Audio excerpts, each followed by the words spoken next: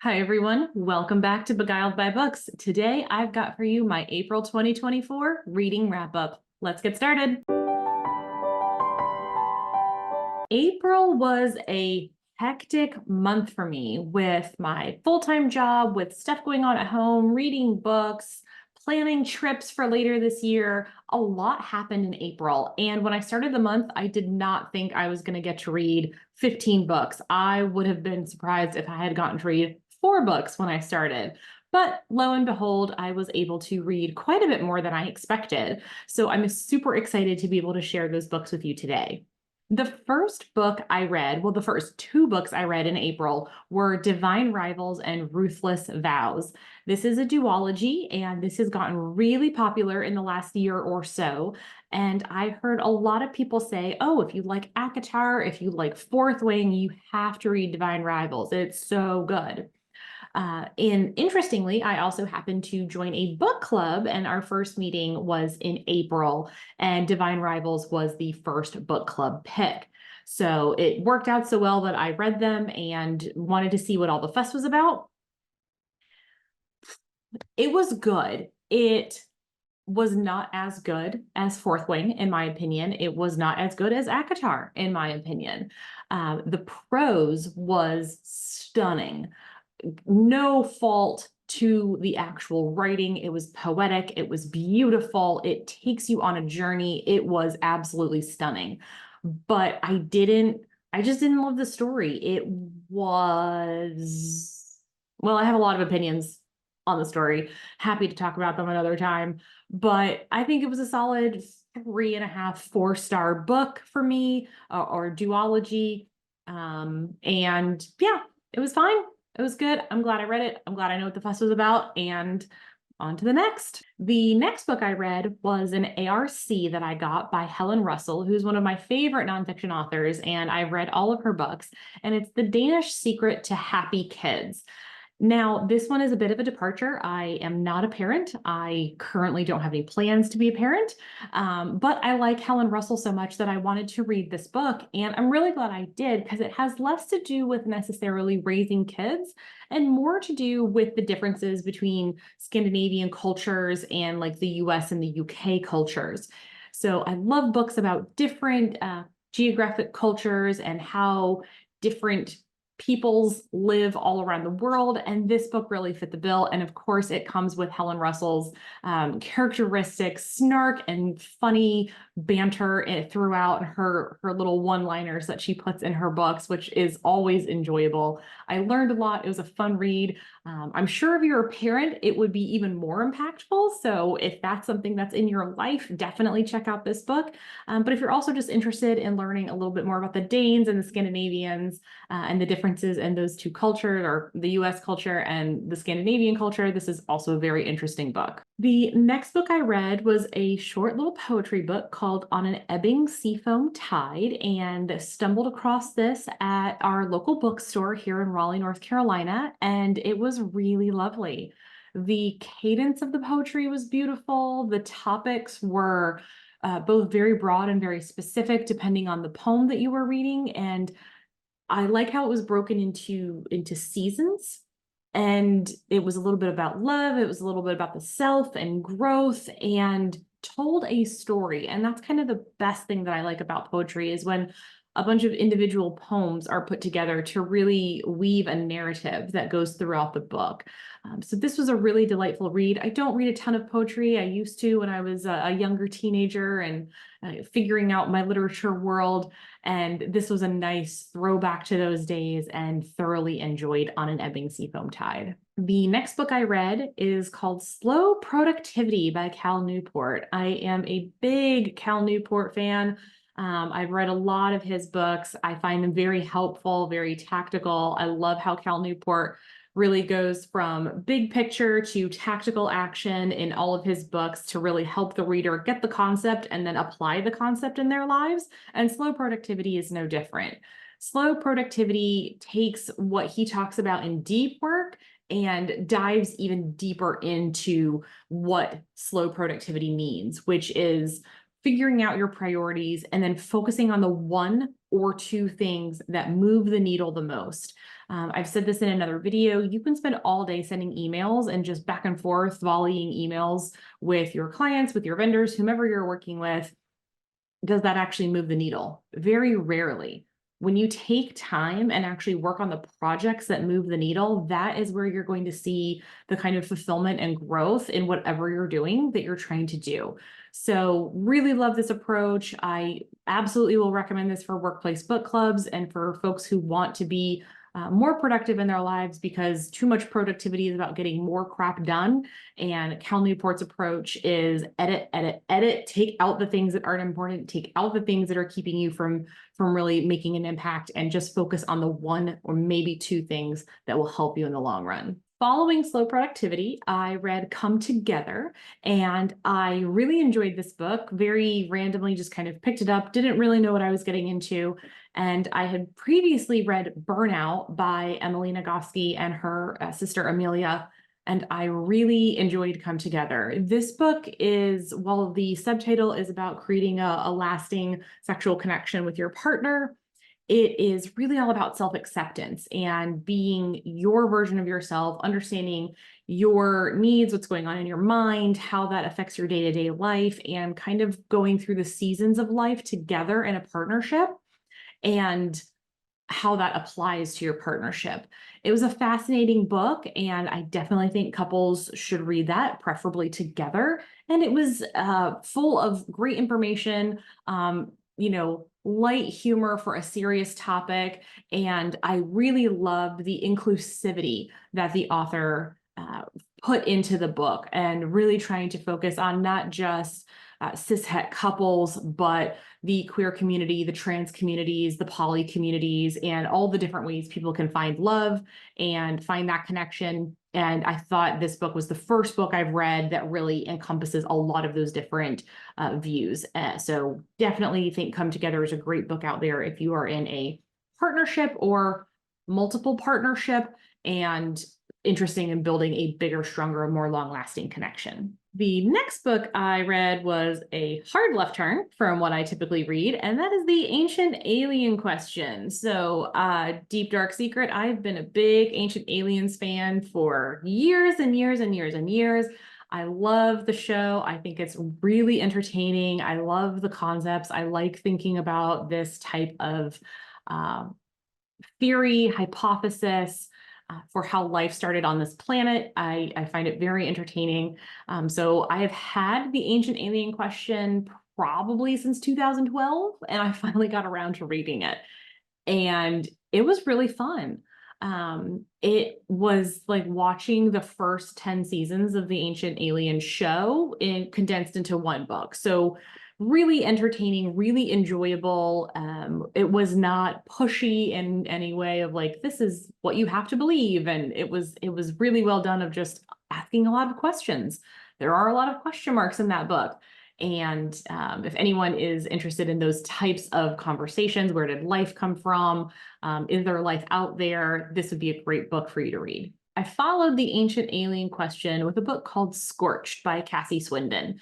And I had been eyeballing this at my local bookstore for a while. I hadn't picked it up, and I decided to go ahead and grab it and see what it was, because there is a little tag at my local bookstore that said it was a local author. So I picked it up and read it, I think in a weekend, and it was really enjoyable. I think this book would make a great movie or screen adaptation. There is a lot of action, a lot of movement in it, and a lot of dialogue, which lends itself to something I can see play out in my mind. And there wasn't a lot of stage setting in terms of description. So it's very people heavy in a good way.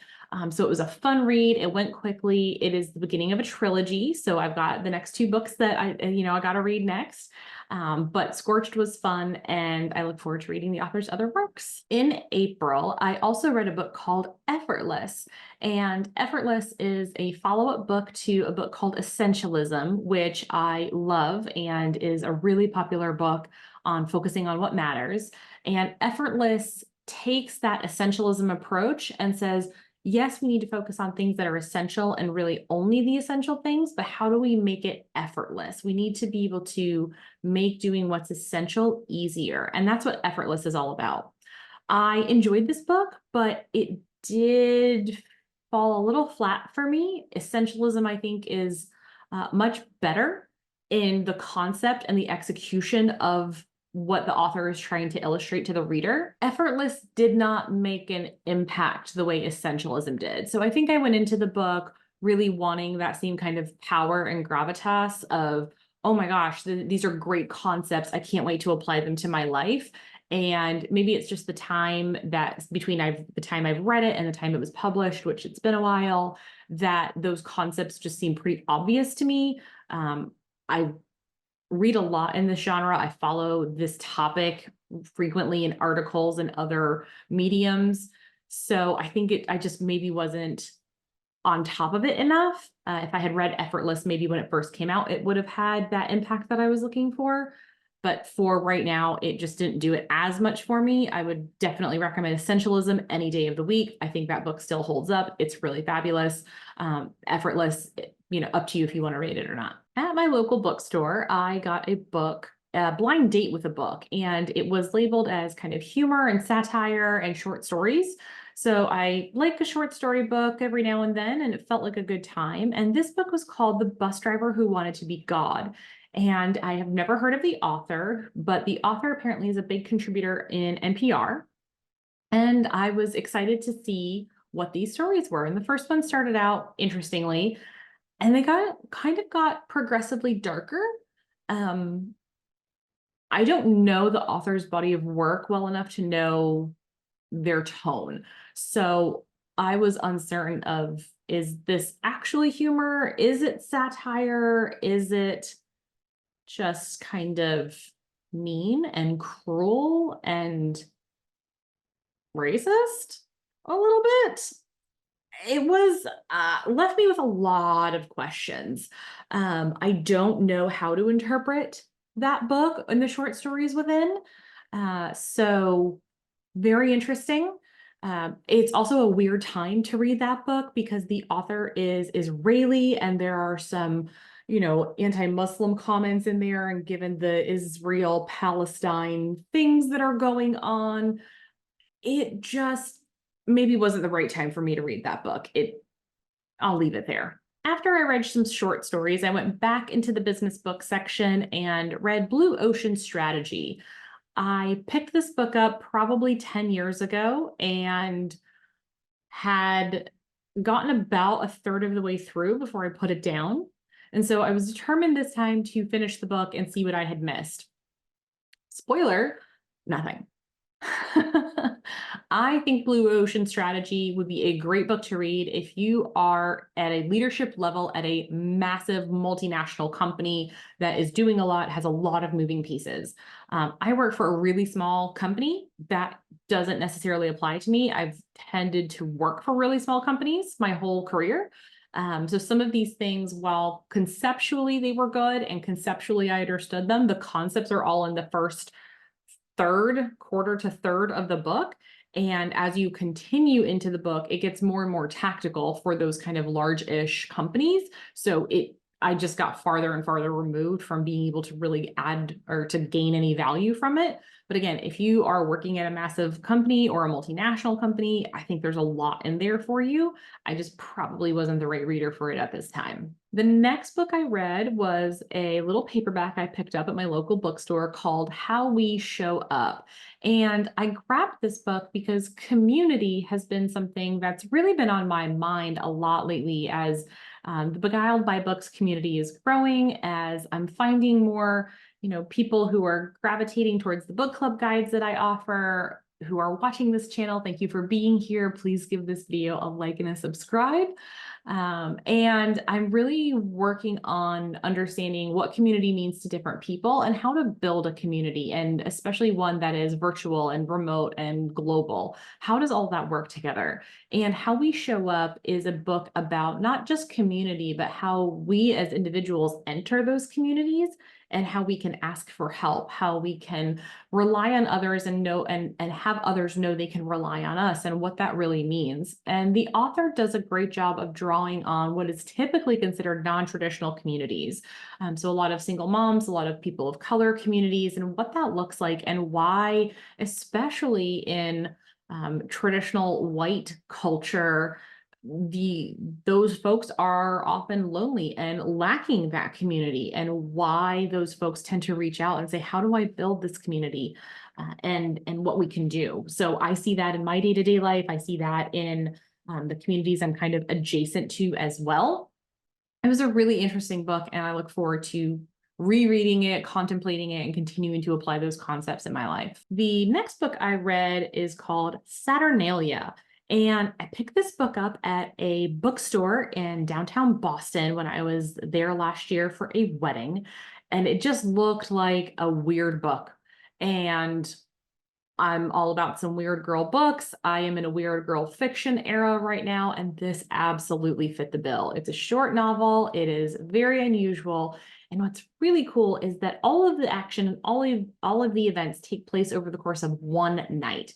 So we kind of set the stage a couple days before Saturnalia night in question, and then all the cool stuff happens in one night. The author does a great job of hitting the high points, not focusing too much on details, because you're left to fill in with your imagination. And I love books that don't spell things out. You kind of have to imagine and build a world around the illusions the author gives. So this was really cool. It was very Carnival, Harry Potter-esque together.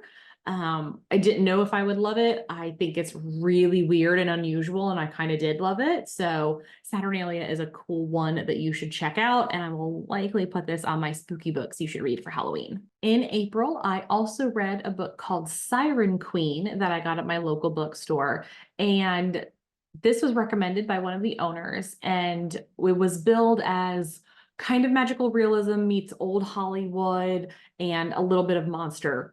And I'm sold. That's exactly what it is. Siren Queen is very much, a Chinese American seeking to make it as a big actress in, Hollywood, just as the talkies are becoming a thing, and what that world looks like from that intersection. And then on top of that, there is an element of kind of old world magic and, sirens and different people who've been brought into Hollywood from different parts of the world who have their own magic, and how that plays into this kind of ethereal Hollywood world that we are left to build in our imaginations, with again, some of these myths and monsters that we know from literature, but it's being told like it was the building blocks of Hollywood as we know it today. Fascinating story. Really loved the imagery. It is a queer love story as well, which always great representation to enjoy and to read about. So Siren Queen was a great highlight to kind of close out the April month. But it was not the last book that I read in April. The last book I read in April is How to Know a Person by David Brooks. And again, this was recommended to me by one of the owners of Blackberry Books and Coffee in Raleigh, North Carolina. And I'm always looking for ways to connect with people. I work with people at my full-time job. I, get to talk to you lovely people all the time. And I'm always looking for ways to connect with people in different ways and more authentically, and really build that community and that safe space for people to be authentically themselves. So How to Know a Person is exactly that. It's not just how to know a person, but how to know yourself well enough to know what you bring to the table, and so that you are authentically yourself, which allows others to be authentically themselves and to feel seen and heard by you. Beautiful book, talks about being a conversationalist, talks about how to observe people, accompany them on their journey. And I think this is probably one of my favorite books I read in April, at least in the nonfiction space, and definitely one I would revisit again, and probably will end up getting on my most recommended lists as I continue to contemplate and think about it. I would love to know what books you read in April and what books from my list are you interested in reading and putting on your TBR. Please drop a comment below. As always, I would appreciate a like and a subscribe, and I am so glad that you have stayed to watch this video. Thanks and have a wonderful day.